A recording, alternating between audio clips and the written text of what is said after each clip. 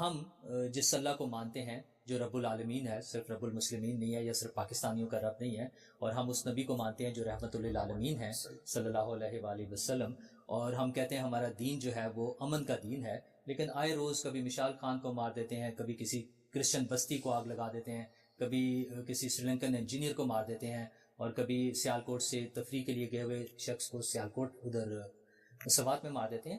یہ کیوں ہے؟ ہمیں کیوں نہیں سمجھ آتا کہ یہ غلط ہے؟ اور ہر واقعے کے بعد ہم اس پہ تقاریر ہوتی ہیں، فتوے دیے جاتے ہیں، بیانات آتے ہیں، مذمت ہوتی ہے، اور اس کے بعد پھر ویسا ہی ایک واقعہ ہو جاتا ہے۔ کیوں نہیں سمجھ آتی ہے؟ کیوں نہیں کنٹرول ہو سکتا؟ نور اللہ صاحب، کبھی آپ نے غور کیا ہے کہ اتنا گاڑا قسم کا اسلام صرف سب کانٹیننٹ میں کیوں ہے، اور اس میں بھی پاکستان میں کیوں ہے؟ سعودی عرب میں تو ہم نے کبھی کوئی ایسا واقعہ نہیں سنا، یورپ امریکہ میں تو کبھی ایسا کوئی واقعہ نہیں سنا، وہاں تو کوئی ممتاز قادری پیدا نہیں ہوتا، حالانکہ سارے ممتاز قادری وہاں پہ گئے ہوئے ہیں، یعنی یہ اسی فرقے کے لوگ وہاں پہ گئے ہوئے ہیں، وہاں جا کے ان کا ایمان ختم ہو جاتا ہے، اس لیے کہ وہاں قانون کی حکمرانی ہے۔ نمبر 1، انہیں پتا ہے کہ یہ لوگ ہیرو نہیں بنیں گے بلکہ یہ جائیں گے جیل میں، اور نمبر 2، اور ترتیب کے اعتبار سے وہ نمبر 1 ہے کہ ان سارے جرائم کی بنیاد ہماری اسٹیبلشمنٹ ہے۔ انہوں نے یہ جو ملا ملٹری اتحاد ہے نا، جو انہوں نے ان لوگوں کو یوز کیا اپنے مقاصد کے لیے، جب کبھی کسی پولیٹیکل لیڈر کو ڈیفیم کرنا ہے تو یہ انہوں نے مولوی اٹھائے، فاطمہ جناح سے لے کے ابھی تک آپ دیکھیں۔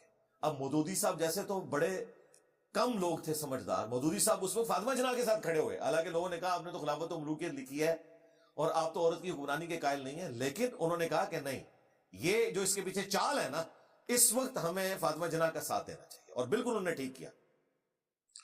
تو بیسیکلی یہ جو مولوی ملٹری اتحاد ہے نا، جو اب گلے پڑ گئے ایک دوسرے کے، اب تو ہمیں گوروں نے بتایا ایف اے ٹی ایف کے ذریعے، ابھی بھی ہمیں عقل نہیں آنی تھی، ہم نے کوئی ضرب عزم رد الفساد اور یہ ابھی جو عزم استحکام ابھی پتہ نہیں اور کتنے آنے، یہ ہم نے نہیں شروع کرنے تھے، یہ ہمیں گوروں نے کہا ہے کہ اپنا سینڈ پونجو۔ یہ 25 کروڑ کی آبادی کا جو ایٹم بم ہے، اسے اگر اس پلانٹ ارتھ پہ ساتھ لے کے چلنا ہے نا، تو انہوں نے ہمیں سمجھایا کہ بھائی اگر ان کو ساتھ لے کے چلنا ہے نا تو دنیا کو رہنے کے قابل بناؤ، یہ تم لوگوں نے کیا کچھ کیا ہوا ہے۔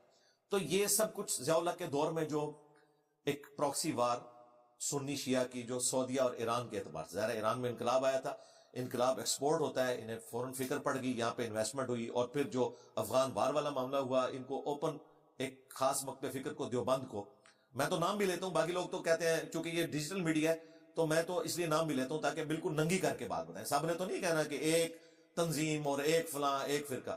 تو دیوبند کو انہوں نے اعلی کار بنایا اور جہاد کا جذبہ ان میں ڈال کے، اور پھر آپ کو پتا آئے دن امام بارگاہوں میں شیعہ کی مساجد کے اندر بم پھٹتے تھے، اور چن چن کے شیعہ علماء پڑھے لکھے لوگ ان کے قتل کیے گئے۔ اور پھر اس کے مقابلے میں ادھر سے سپاہی محمد آئی، انہوں نے بھی اپنے معاملات شروع کیے، پھر کرتے کرتے بعد میں طالبان سے جب ہماری کٹی ہو گئی، پھر پرویز مشرف صاحب ہم پہ مسلط ہو گئے، انہوں نے ایک نئی چیز پیدا کی، وہی طالبان ہمارے خلاف ہو گئے، پھر لال مسجد کا جو واقعہ ہوا اس سے معاملات اور بگڑتے چلے گئے۔ پھر یہ انہوں نے ٹیشو پیپر کی طرح دیوبند فرقے کو یوز جب کر لیا تو انہوں نے کہا کہ نہیں، اب تو ہمارے پاس اس سے بھی بڑا ایک فرقہ موجود ہے جنہیں ہم یوز کر سکتے ہیں، اور ان کے پاس جنمن کاز بھی ایک موجود تھی ختم نبوت کے نام کے اوپر، اور ممتاز قادری والا ایک معاملہ ہوا تھا، وہ تو پورے اخلاص کے ساتھ نکلے، لیکن یہ لوگ بڑے ہوشیار ہیں، انہوں نے 2017 میں دھرنے کروائے اس وقت کی پولیٹیکل گورنمنٹ کو کمزور کرنے کے لیے، پھر ان میں نوٹ بانٹے، اور پھر انہیں یہ پتا نہیں تھا کہ یہ اس وقت بھی آئیں گے جب آپ ان کو نہیں بلائیں گے، یعنی خان صاحب کے دور میں، سیم پیج والوں کے دور میں بھی آگے، کیونکہ وہ اپنی کاز کے ساتھ خادم رضوی صاحب مخلص تھے۔ میں خادم رضوی صاحب کے عقائد اور نظریات سے سخت اختلاف رکھتا ہوں، لیکن مجھے ان کے اخلاص پہ کوئی شک نہیں ہے کہ جس چیز کو وہ صحیح سمجھتے تھے واقعی وہ صحیح سمجھتے تھے، وہ ایجنسیوں کے لیے کام نہیں کر رہے تھے۔ میں انہیں اس وقت سے جانتا ہوں جب میری ابھی داڑھی بھی نہیں نکلی تھی، 1994 میں جب میں ایف ایس سی میں تھا، تو میری گلی والی مسجد میں وہ آ کے درس دیتے تھے، ان کا پیر خانہ جیلم میں تھا، اس وقت ان کی کالی داڑھی تھی، ہاں جی، وہ مشہور بھی اتنے نہیں تھے، جامعہ نظامیہ پڑھاتے تھے، لیکن یہ مہینے میں ایک دفعہ درس دیتے تھے، تو سپیکنگ پاور اس وقت بھی ان کی بلا کی تھی، اردو میں یہاں وہ درس دیا کرتے تھے، تو میں اس وقت سے انہیں جانتا ہوں۔ وہ وقتاً فوقتاً جیلم آتے بھی تھے، ہمارے جیلم کی ایک مسجد سے انہوں نے حفظ بھی کیا ہوا تھا، تو وہ اپنی کاز کے ساتھ مخلص تھے۔ بعد میں وہ آگے، پھر انہیں پتا چل گیا کہ یہ کیا ہو گیا، پھر یہ جو آپ نے جتنے واقعات بتائے ہیں، جس کو بھی آپ ڈیپ ڈگ کرنا شروع کریں تو پیچھے ٹی ایل پی نکلنا شروع ہو جاتی ہے۔ تو اس میں ٹی ایل پی کم مجرم ہے، اسے فیسیلیٹیٹ کرنے والے اور یہ پود بنانے والے وہ بڑے مجرم ہیں۔ جب تک وہ اپنے گناہوں کی معافی نہیں مانگتے اس وقت تک یہ معاملات سیٹل نہیں ہوں گے. اب انہوں نے پالیٹکس میں انگیج کیا, بہت اچھی بات ہے. جماعت الدعوہ کو بھی, اہل حدیث کی جماعت تھی, انہیں بھی انہوں نے پالیٹکس میں انگیج کیا.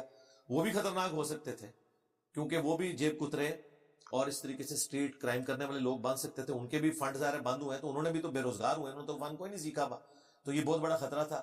لیکن اللہ کا شکر ہے کافی حد تک ان کو مینج کیا گیا.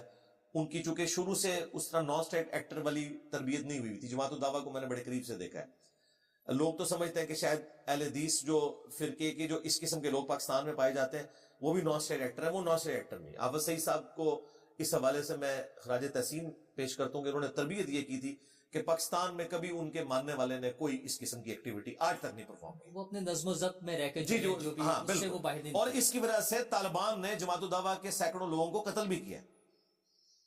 یہ اس کی قیمت انہیں ادا کرنی پڑی ہے اس کی وجہ سے, کیونکہ وہ بارل اسٹیٹ کے ساتھ کھڑے رہے. اچھا, باقی جو ان سے ہمیں نظریات کا اختلاف ہے, کشمیر جہاد کا تو میں بالکل ایگری نہیں کرتا اسٹیبلشمنٹ کے ساتھ. اب تو خیر انہوں نے خود جان چھڑا لی ہوئی ہے. میں تو جب اس وقت بھی تھا مودودی صاحب کا موقف درست تھا, وہ ایک الگ بات. لیکن پاکستان میں اس قسم کی کوئی ایکٹیویٹی نہیں کی انہوں نے.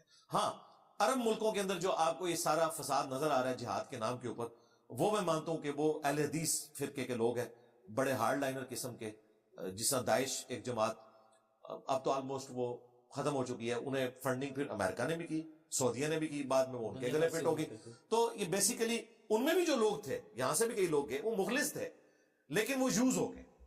یہ سب سے بڑا مسئلہ ہے کہ بڑے لوگ جو ہیں وہ بکے ہوئے ہوتے ہیں, نیچے لوگ یوز ہو رہے ہیں. میں ٹی ٹی پی کے بھی جو عام لوگ ہیں انہیں مخلص سمجھتا ہوں. اوپر کے لوگ جو ہیں وہ انڈیا سے فنڈ لے رہے ہیں اور وہ اپنے معاملات کو لے کے چل رہے ہیں. نچلے لوگ سمجھتے ہیں کہ ہم کوئی اسلامی نظام کے لیے کر رہے ہیں, حالانکہ اسلامی نظام والوں کا کریکٹر اس طرح کا ہوتا ہے جس طرح کا ان کا کریکٹر ہے. یعنی سیکس کے پوائنٹ آف ویو سے اگر آپ ان کو کلوزلی دیکھیں تو اسلام تو دور دور تک نظر نہیں آتا.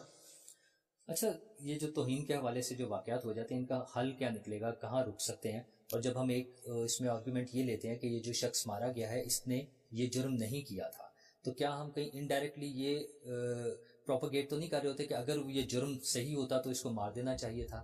کیا یہ کراؤڈ کے پاس یہ اتھارٹی ہے کہ کسی کا جرم ہو تو اس کو مار دیں, یا اس کے لیے اسٹیٹ عدالتیں یہ ساری چیزیں ہی ہوں گی؟ سر دیکھیں, علماء تو سارے مانتے ہیں کہ اسٹیٹ ہوگی, عدالتیں ہوں گی, یہ سب کچھ ہوگا, قانون کو ہاتھ میں نہیں لینا چاہیے, سب مانتے ہیں. بڑے بڑے علماء, چاہے وہ تقی عثمانی صاحب ہوں, مولانا طارق جمیل صاحب ہوں اور مفتی منیب الرحمان صاحب ہوں. لیکن مسئلہ ہے کہ جو لوگ اس قسم کی پود پیدا کر رہے ہیں نا, ان سے کبھی آج تک ہماری اسٹیبلشمنٹ بیان نہیں دلوا سکی. خادم رضوی صاحب اور ان کے بعد سعد رضوی صاحب نے کبھی آ کے کنڈیم کیوں نہیں کیا ان واقعات کو؟ یہ اسٹیبلشمنٹ کا, ہمارے ریاستی اداروں کا فیلور ہے کہ یہ ان کو لا کے ان سے بیان نہیں دلوا سکے. یہ ممی ڈیڈی قسم کے جو علماء ہیں ان سے بیان دلواتے ہیں, ان کی تو کوئی اہمیت ہی نہیں ہے. اصل تو یہ ہے نا جو پیچھے سرغنہ ہے. جب تک یہ بیان نہیں دیں گے نا, عام آدمی کو ان چیزوں کی سمجھ نہیں آئے گی. بہرحال سعد رضوی ایز کمپیئر ٹو خادم رضوی صاحب کے سافٹ نیچر کا بندہ ہے, یعنی جو میری آبزرویشن ہے, یہ اس طرح ہارڈ لائنر نہیں ہے. ویسے بھی اسے انہوں نے دنیا داری میں ڈال دیا ہے, اسے فیسلٹیز مل گئی ہیں, تو کہاں وہ لوگ جن کے پاس کھانے کے مشکل سے پیسے ہوتے تھے اور کہاں اتنی بڑی فیسلٹیز ان کے پاس آ گئی ہیں. تو ایک اس کا پازیٹیو پہلو یہ ہے کہ ان کو یہ اب منہ کو لگ چکی ہیں چیزیں. میرا خیال ہے ان کو اس اعتبار سے قابو کرنا چاہیے کہ جب بھی کوئی اس طرح کا واقعہ آئے, ان کی جو سزائیں ہوتی ہیں وہ ڈکلیئرڈ ہونی چاہیے, اور بار بار میڈیا میں وہ لائنز چلنی چاہیے کہ اتنے لوگوں کو سری لنکن کے قتل کے کیس میں پھانسی کی سزا ہو گئی یا عمر قید کی سزا ہو گئی, اور یہ راگ بار بار لاپا جائے تاکہ عام لوگ دہشت کھائیں. میں کریڈٹ دیتا ہوں نواز شریف صاحب کو, اس وقت کے آرمی چیف کو, اس وقت کے چیف جسٹس کو. اگر ممتاز قادری کو انہوں نے نہ ٹانگا ہوتا تو یہ واقعات 8 سے 100 گنا زیادہ ہوتے. اب لوگوں کو یقین آ گیا کہ ریاست ٹانگ بھی سکتی ہے, اور کتنی سمجھداری سے انہوں نے 29 فروری کا دن رکھا کہ برسی بھی 4 سال بعد آئے, لیپ کا جب سال ہو, کیونکہ 28 فروری کو کرتے ہیں نا تو ہر سال انہوں نے برسی منانی تھی, اگلے سال پھر پہنچے ہونا, تو انہوں نے 29 رکھ کے اسے ایسا ڈائلیوٹ کیا. یہ میں سمجھتا ہوں ریاست نے اگر دلیری اس وقت نہ دکھائی ہوتی, یہ گلی گلی یہ واقعات ہونے تھے قانون کو ہاتھ میں لینے والے. اب ممتاز قادری جن کا مرید تھا باپا جانی الیاس قادری صاحب, انہوں نے تو خود کنڈیم کیا کہ قانون کو ہاتھ میں نہیں لینا چاہیے, اگرچہ ان کا مرید تھا. انہوں نے کہا کہ یہ کوئی طریقہ نہیں. خود احمد بریلوی صاحب بھی اس چیز کے قائل نہیں ہے کہ قانون کو ہاتھ میں لیا جائے, ان کے علماء کے بتاتے ہیں. لیکن یہ جذباتی جو پود پیدا کر لی ہے نا, اس کے اوپر काउंटर नैरेटिव रियासत को लॉन्च करना पड़ेगा कानून की हुक्मरानी के जरिए, प्लस ऐसे उलमा जो दिलेरी के साथ आके इन चीजों को बयान करें। लेकिन वो उलमा डरते हैं कि हमारे ऊपर कोई हमला ना हो। अच्छा, इसी का हम तो कर रहे हैं भाई।